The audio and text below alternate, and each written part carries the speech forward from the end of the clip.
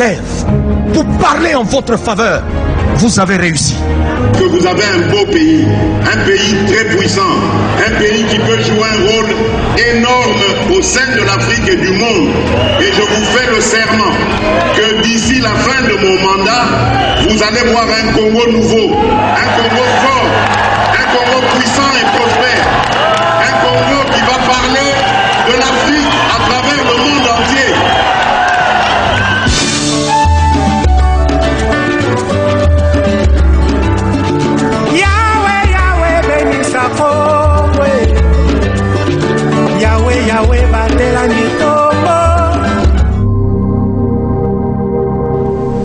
Bonjour et bienvenue dans votre magazine consacré à l'actualité politique. Très heureux d'être encore devant cette caméra pour vous servir. C'est votre présentateur, Passy Molobili. Avec moi sur ce plateau, je reçois toute une grande famille d'un parti politique renommé de la République démocratique du Congo, avec qui on doit bel et bien décrypter tout autour des 5 thématiques très essentielles pour ce numéro d'aujourd'hui. J'aimerais bien saluer mes invités bien avant de vous annoncer le thématique. J'ai dit bonjour à celui qui est à ma droite, Monsieur Osé, bonjour. Bonjour. Vous êtes analyste politique, membre de l'IDPS. Oui. Et aujourd'hui, vous êtes avec nous sur ce plateau pour décrypter quelques actualités. À ma gauche, j'ai sali notre confrère analyste politique, Monsieur Pirou, à qui j'ai dit bonjour. Oui, bonjour, Monsieur Passy. Je pense que vous êtes en forme. Oui, très en forme. Et les choses évoluent très bien dans votre parti. Oui, ça va. Merci beaucoup. J'ai dit encore bonjour à mon frère Hervé, le docteur, analyste politique. Bonjour à vous. Bonjour, monsieur le journaliste. Très en forme, je pense. Oui. Très heureux, je dis bien merci à tous ceux qui sont déjà scotchés devant leurs petits écrans pour le compte de ces magazines. On va faire le décryptage autour des 5 thématiques très essentielles. On va parler de la première thématique intitulée 4 ans après la mort de Etienne Tshisekedi, est-ce son idéologie est toujours impactante sur la vie sociale et économique du Congo, oui ou non? Et puis, on va aussi parler de la provenance du chef du gouvernement, le gouvernement qui nous sera bel et bien dissipé la communiqué. Et puis, on va aussi parler du déboulonnement des systèmes kabylistes. Sans oublier la fermeture du marché central, communément appelé Zandu. On va aussi parler de la réouverture du procès Chebia. Et puis, on va chuter avec les ripostes de l'UNRB concernant le Covid-19. Je reviens à vous, monsieur Dr Kabea, pour vous administrer la toute première question. 4 ans après la mort du docteur Etienne Tshisekedi au Mulumba, est-ce son idéologie est toujours impactant dans la vie sociale et économique de ces pays? Merci beaucoup pour la question, monsieur le journaliste. En fait, je pense que l'émission est bilingue. Effectivement, c'est bilingue, lingala français, exprimez-vous comme vous voulez. Ok, merci beaucoup. J'aimerais bien m'exprimer, n'est-ce pas, en lingala pour la meilleure compréhension, n'est-ce pas, de la population. En fait, vous m'avez posé la question de savoir 4 ans après, n'est-ce pas, la mort de Etienne Tshisekedi, est-ce que son idéologie, c'est-à-dire son combat, effectivement, la population congolaise expérimente, n'est-ce pas, le bienfait, n'est-ce pas, ou soit le bien fondé de son combat? Je dirais d'emblée, n'est-ce pas, oui. Oui, pourquoi? Parce que l'élo, monsieur le journaliste, Soko Tamboli, Okuta, na cité, Batutu Bazoloba, état des droits, En fait, le combat, il y a le président, n'est-ce pas, le grand esprit Etienne Tshisekedi wa Mulumba, et Zala qui combat à valeur. Ba valeur nous a qui incarné notamment, n'est-ce pas, et Zala qui incarné notamment, n'est-ce pas, na instauration d'un état de droit. Okay. Instauration, n'est-ce pas, de démocratie, na bonne gouvernance.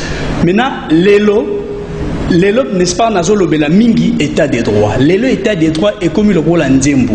Les gens, que ce soit les dirigeants, que ce soit la population, état de droit, état de droit, état de droit. Qui dit état de droit, c'est le respect des textes. Dans quatre états de droit, il y a la justice. Bozomona, et ça, c'est le roi Kolobate, Tozomona, Tozo vivre, Bissonien surtout, Awake, Soko Mekyo touché na caisse à l'État. justice à celle Moussala Nae. Omeki boye justice à celle Moussala. C'est-à-dire quoi? C'est-à-dire tout ça, ezali, bénéfice, n'est-ce pas, ya combat ya Etienne Tshisekedi. Et surtout, Tozali na Congo, ya lelo 4 après de poser question, ezali dirigé par un fils idéologique, n'est-ce pas? Idéologique, il y a le grand maître, n'est-ce pas, le grand esprit Etienne Tshisekedi wa Mulumba. Yangwa nozomonake ba valeur autre ne ko bundela. Tout le cas to ko tsalamboka et ko ba tokomi comment ko vivre en pas en 100%. Même Yamouké, ça dit c'est avec le temps c'est un processus. Yamouké wana yango tozo landela, tozo mais ka population zo vivre en. Et je vous dis, n'est-ce pas, après probablement 10 ans, bokomona tokolobela. Merci beaucoup, docteur Hervé, analyste politique. Je vais revenir à vous. Yebakima Yozolo Batozai Kokoma Poete Bisika Banamboka Bazai Bakulanda Biso Namalobanyon So Wapi Tozai Koloba. Na Kepa Ndeko Oze Nini au Bombi Penza par rapport à Papa Etienne Tshisekedi wa Mulumba. Idéologie pour Azalaki Nango. Est-ce que dans le moment actuel, Banamboka ya Congo, Bazali, Kosantir Yango ou pas? Dans une minute, Pesabiso au moins point de vue nayo et plutôt les. Ok, merci pour la parole, monsieur le journaliste.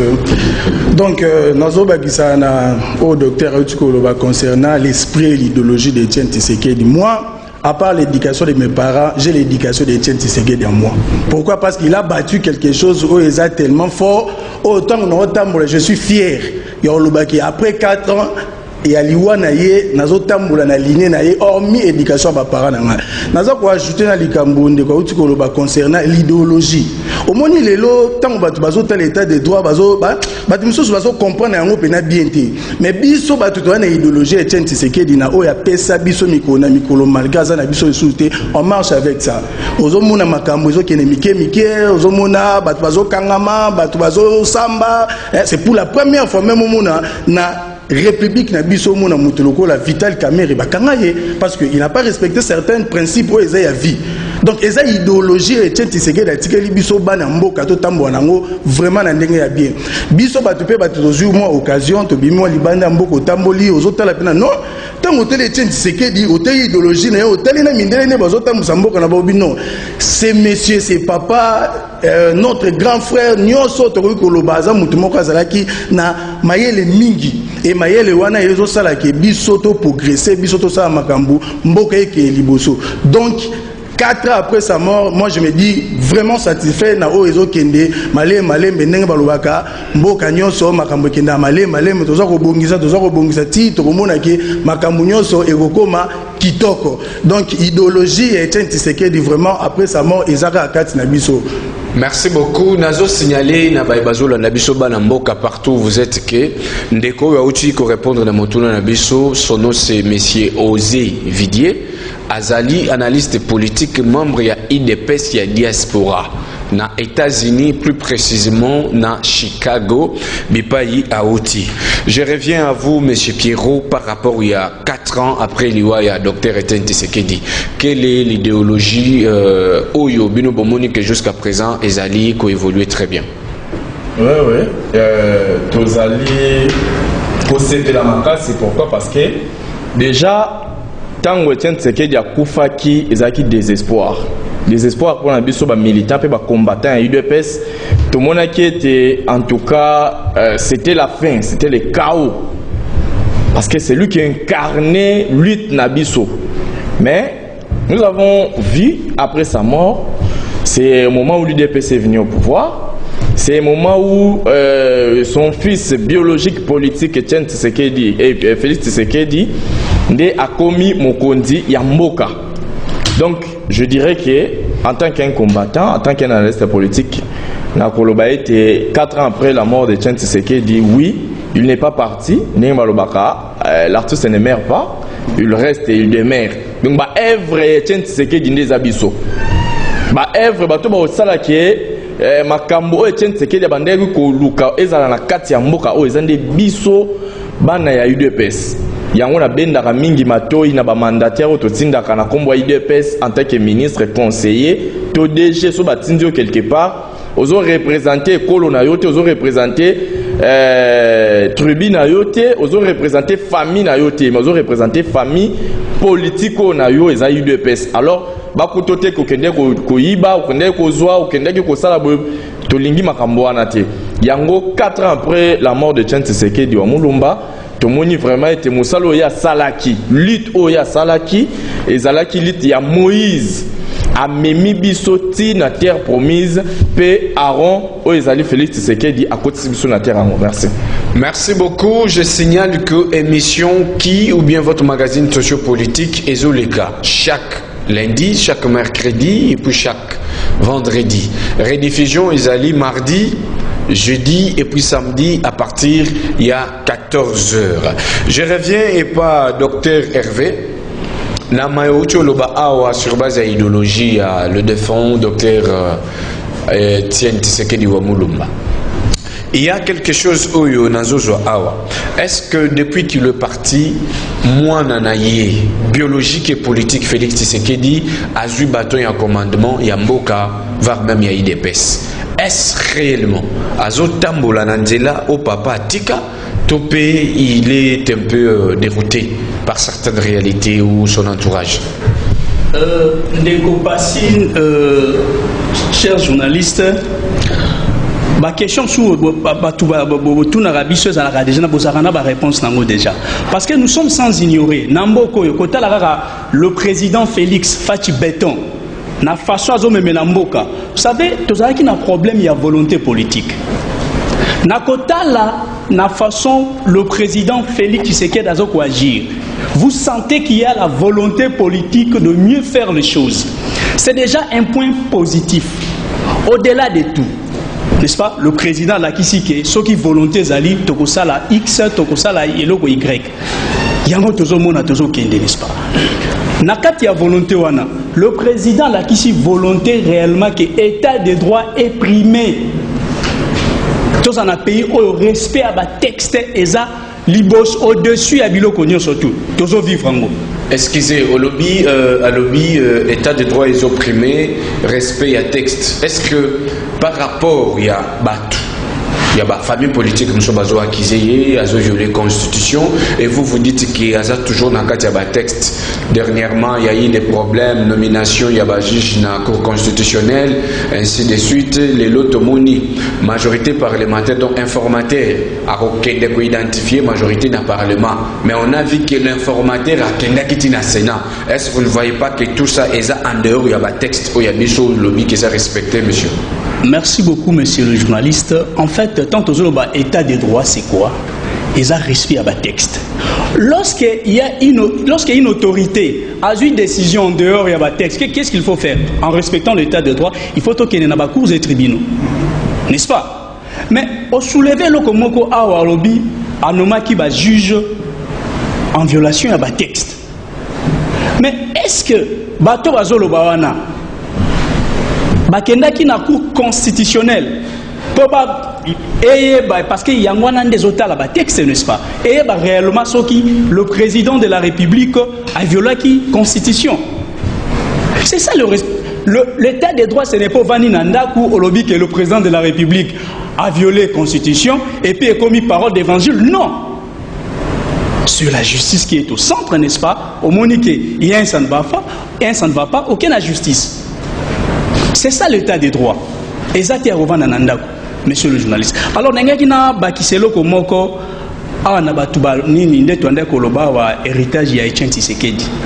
Monsieur le journaliste, le grand esprit Etienne Tshisekedi a téangaïs, n'est-ce pas, na politique de sala la détermination. Essayez un peu de synthétiser par rapport au temps, même dans. Oui. N'enga lobake, on a hérité pas Etienne Tshisekedi des alliés détermination na constance. Le grand esprit était tellement déterminé et il était constant dans la lutte. Et c'est ça le résultat que nous vivre. Population congolaise Mobimba, Est, Ouest, Nord, Sud, nous vivre, n'est-ce pas? Combat, le résultat est combat et Etienne Tshisekedi, combat de valeur. Yangwana, le président Félix a incarné Ango, Abandi Kosala, Bakomi Gobengaye, béton. Merci beaucoup, monsieur Hervé. Le président de la République, le fils biologique et politique, est toujours dans le chemin par rapport à la vision de son père. Avant toujours on a plateau, nazo sengana régie, ba meka balancer les biso quelques vétères par rapport à moi accident bien incendie mon salema qui n'a commis na biso ngiri tellement que notre magazine est sociopolitique, to meka kotala un peu ce qui s'est passé et on va revenir juste après. Régie, veuillez nous balancer ces éléments. Anorexie aussi, par même les cas de céphalèse intense. Alors il est conseillé, au cas où il y a la toux persistante, de se rendre toujours dans les centres les plus proches pour la meilleure prise en charge.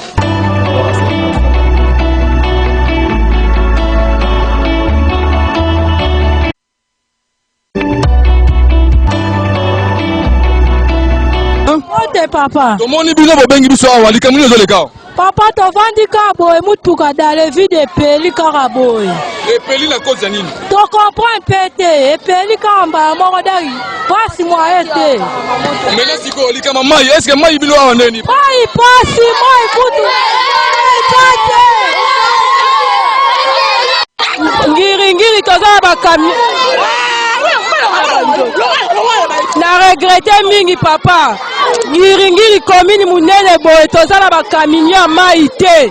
Moto papa soki na butu nde toziki ngiri mobimba. Otindela biso bakamion po moto soki esandi tozala bien.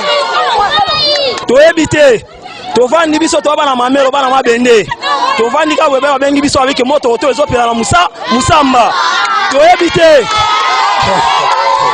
koto fox ate pendant ba biso me mama bende to sel bango fox ya wana bomi moto kama moto ngobe kufi bien te me to fox no zote kita ndeza ali to sopi mazo simba te me ndenge ça se panzani siko to so pa mabele to simbi banyana maboko poto bo mamoto bon supo na régie des eaux en tout cas babon sabatio na bango maman na bango ça va bien po mais sandi public ezate il fallait pas ça sandi na ba commune pour pas se retrouver pour aussi ba jeune batamakasi bazala ite mais moto ça ni bomi batu fox na ngane mutesali ba jeune basa ni balala la minute on est moto ça kita mais bo ça tout le tout moto kita ba jeune auto fox ezate.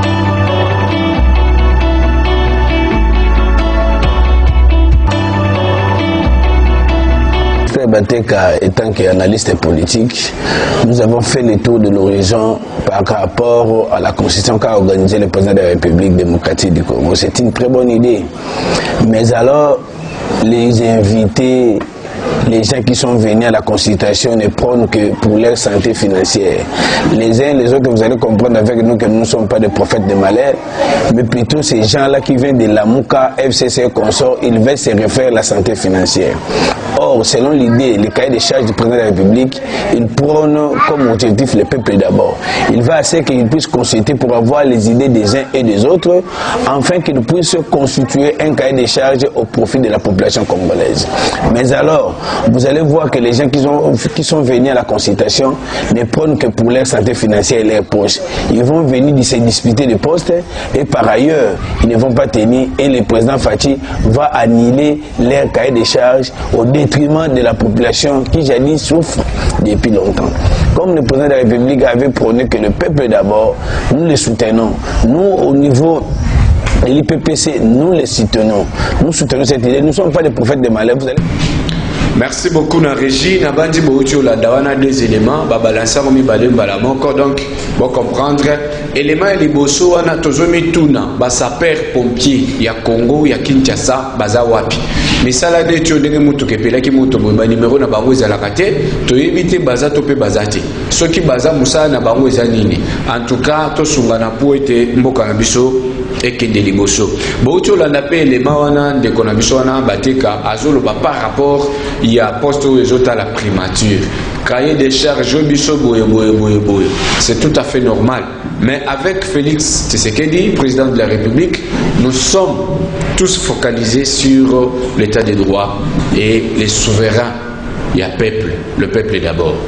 Nabandi, na union sacrée, on est là pour servir la nation et puis répondre aux besoins de la population. Nazo zonga epa ya Ndeko Piero. par rapport il y a dossier où tozali nango où ils ont bougé ba mire même il y a ba parti politique mususu ba plateforme les lo oyo tozali na besoin il y a un premier ministre.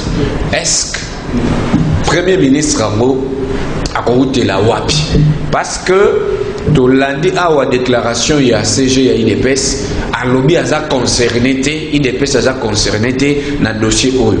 Est-ce que vous ne voyez pas qu'il y a un piège na kati ya dossier oyo, Monsieur Pierrot? Oui, merci beaucoup pour la parole. UDPS tozalaka na liberté d'expression, liberté de pensée. Tozaloko la FCCT topé PPRDT. Oyo, le maître a dit non. Je pense que ce qu'a dit le secrétaire général a yebi pour l'année à lobby bongo, mais à mon humble avis, ce que Zangaï, ce que est président Tuningaï Pierrot, Mutuna no Tuni par rapport à prémature, tout ça en déni, ngana koloba ete bacha mutu a UDPS. Pourquoi? Parce que déjà tout moni bande kwebele bazali na makanisi ya malamu te. Ici je cite Jean-Pierre Bemba na Moïse Katumbi bayaki na likanisi ya ko wele la primature na assemblée provinciale et na assemblée nationale plutôt, alors que mokonzi mboka tango sa consultation abengaki batu nyonso boya to sangana mboka kende liboso mais baninga bazoya na ba fourchette na bambeli po bakabola gâteau. Alors bande ko na to moni ki baza batu bakoki kosunga mboka te. Cette fois-ci s'il faut mettre quelqu'un na niveau ya primature oya ko diriger makambo nyonso eza mutu oya ko défendre Félix Tshisekedi na 2023 na ba élection. Eza mutu oya ko mema mboka pona tozo développement ya mbangu. Eza mutu oya ko zo ba fond akocha yango bisike bongi po ete mboka etambola ndenge les gens na rail etambola ke liboso. Eza te baki ndeko zola biso mutu moko boye je ne sais pas moi outina diaspora to azane to yebi ete mama ba chewana. Non. Mais excusez, tout autour il y a idée aux anango. Pour Nabino, si le président posait la question, il faut poster wana et zona IDPS. Oui, il faut poster wana IDPS. Félix Tshisekedi. Mais le gouvernement actuel, Oyokutu et Ochoko déjà avec Sylvestre Ilunkamba. N'est-ce pas il y avait le ministre et IDPS, mais tout le monde peut na faisabilité te Oyo et ko prouver biso makambozo luba. Ndeko journaliste na ko répondre que ça tana utara na lola. C'est-à-dire même au paradis, c'est-à-dire na IDPS, c'est-à-dire la carte IDPS toza sembisonyo sauté. Il y a Mabé Bazali. Bambuma Mabé pesa na carte IDPS. Comment identifier non, j'ai dit Chiba la outek na IDPS. Bitumba na biso na IDPS eza bitumba ya conscience. Chiba la outek na IDPS bino bolobita ko Chiba la zaki nommé premier ministre Abima qui déjà na IDPS. Peu importe, je te rappelle tout simplement que toza na ba mauvaise foi belé bima na IDPS. Ndiye mwana cité le moko ya bambuma mabe Chibala auta na IDPS. Comme ça ngate na kata IDPS toza biso so basanto to uta na lola non. Na kata IDPS toza pe na bato baza mabe. Na kata ba ministre ngana ba déjà mutu roi junior mata ministre biso IDPS akoki kozonga sous ministre te. Na loba na sala ba déclaration politique on a til boso oya. Pourquoi? Parce que baza bato basungi chef de l'état c'est là a beti bazizani boy akoki kokanga ete. Mais na kosoko zu combattant ya solo. Pour mutu lokola junior matata wa zali vice ministre des finances na koki ko rappeler mutu côté jour à côté IDPS na chemise alata na pantalon alata. Excusez. Na ko rappeler junior mata melanga le vice ministre des finances. Oui. Mais apparemment na dossier oyo ya la goule ya banda ko bloqué pour na lancement ya passeport. Aux autres na mitu misusu, aux autres ça fait na misusu. N'est-ce pas? Non, c'est parce que quand vous citez quelque chose, il faut tout.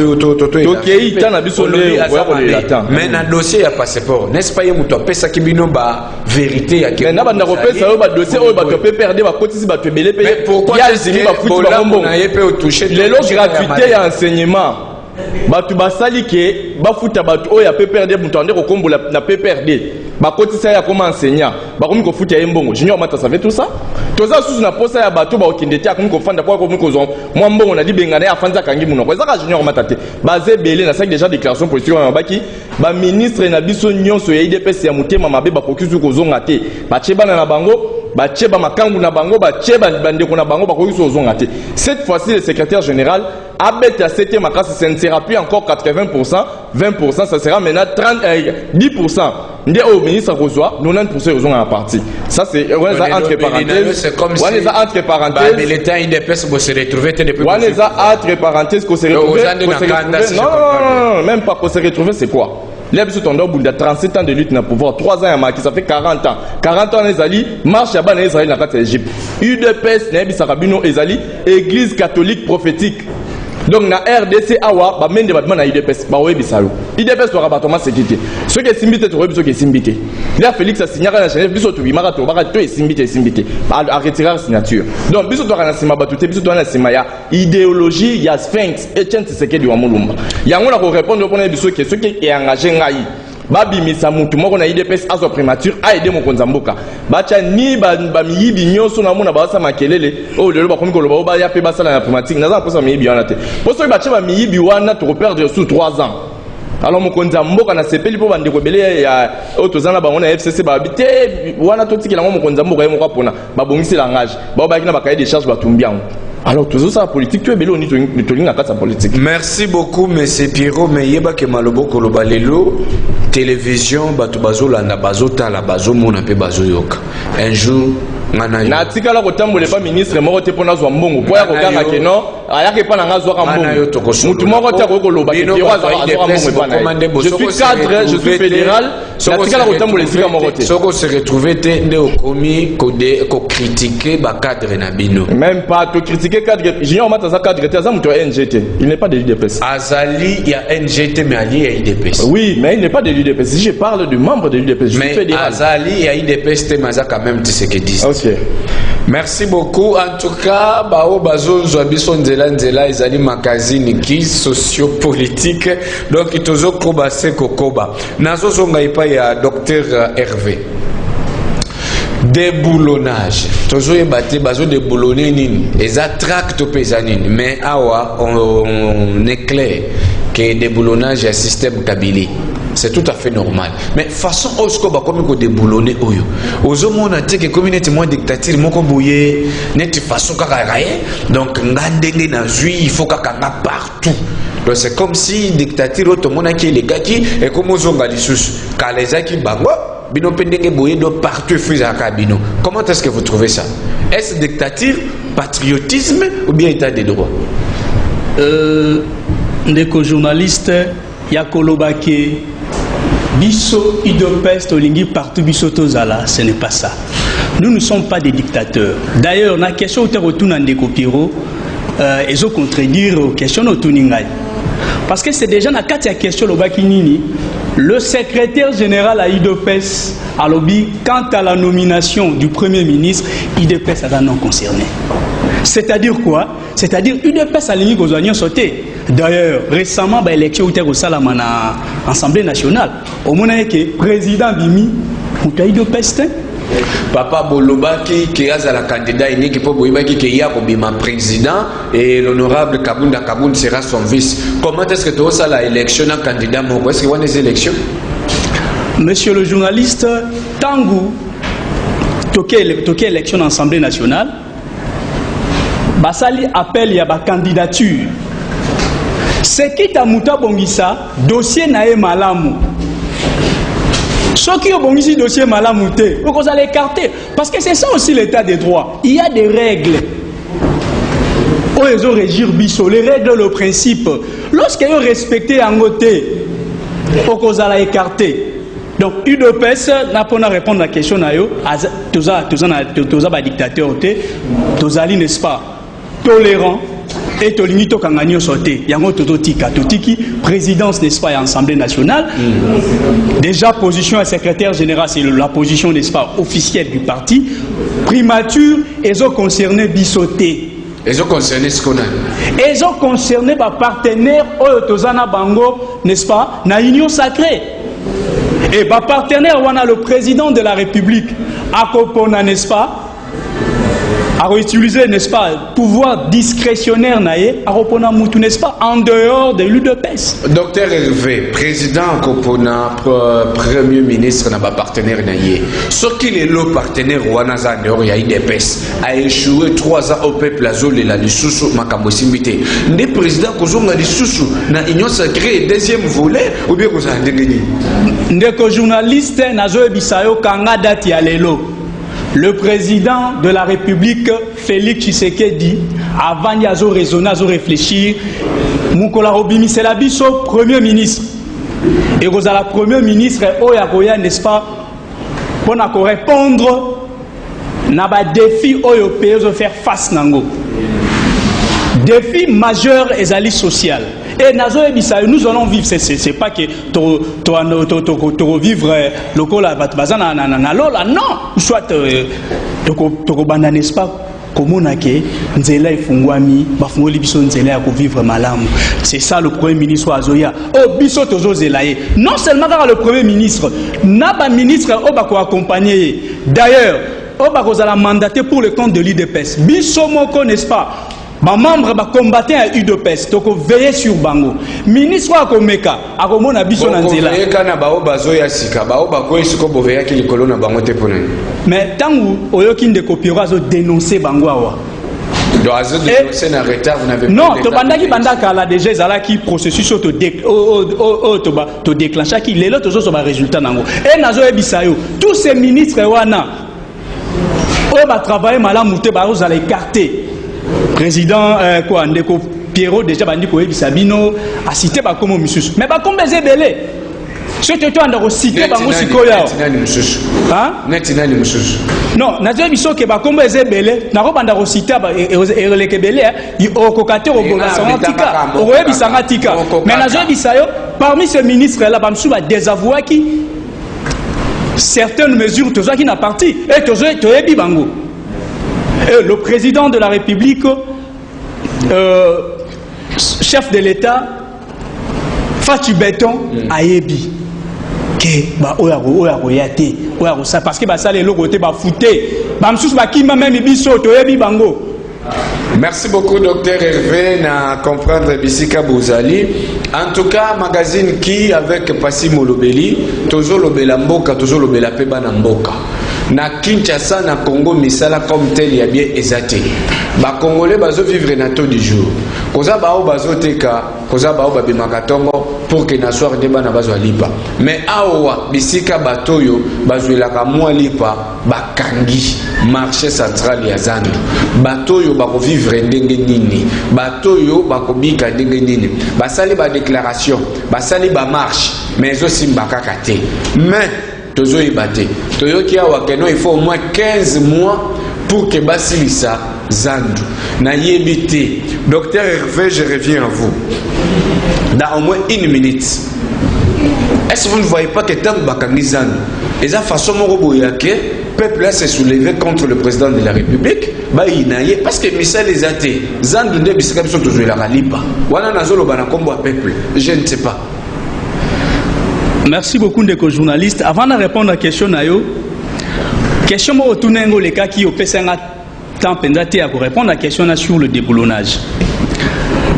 Ndeko Passi et belé tant que président de la République à l'obaki déboulonnage. Il y a système dictatorial. Bat qui déboulonnage là bat. Or nous batu otoyebi état de droit otobundi na côté à Etienne Tshisekedi, d'heureuse mémoire, tu comprenais que c'est un système. Et le système, il y a un autre état de droit. Solution. Et ça, le roi, c'est la dictature. Dictature, remettre dans la sous-souté, état de droit, et pas, et Kangibino.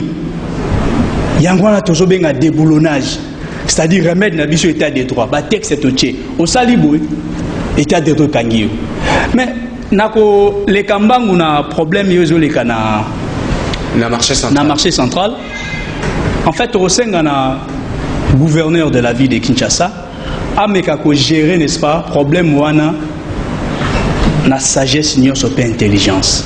Quand gérer à mon façon, il a besoin de tout kaka. Ce qui est batouba le wanazan, il fallait qu'il bon la biso place mon boye, peuple azolé la papa. Selon l'information à possession d'Angaï, le gouverneur de la ville de Kinshasa a joué qui m'a site à Taki Batundam.